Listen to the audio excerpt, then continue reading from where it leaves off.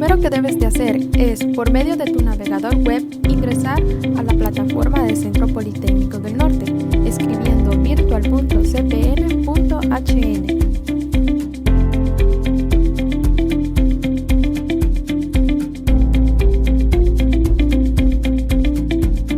Para ingresar a tu perfil, debes de escribir tu usuario y tu contraseña.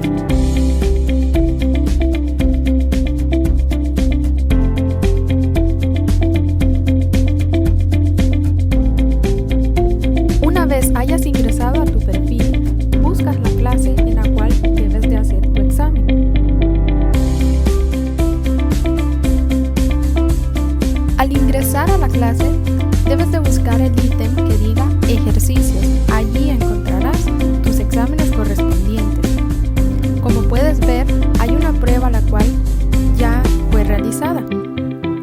Entonces buscarás el examen o la prueba, el cual su estado esté sin intentar. Una vez tu maestro te haya dado el permiso para poder iniciar, le das clic en iniciar prueba. Y arriba podrás ver el tiempo que tienes para poder realizar esta misma. Deberás ir respondiendo las preguntas una por una, seleccionando una opción. Solo tienes un intento por pregunta.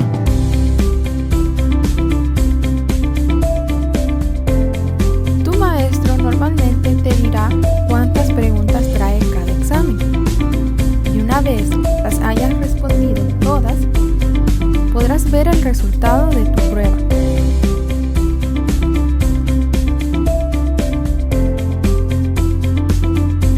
En la parte superior podremos ver otros datos, los cuales son la fecha de inicio, la hora de inicio y el tiempo que duraste haciendo la prueba. Los resultados te dirán si has aprobado o reprobado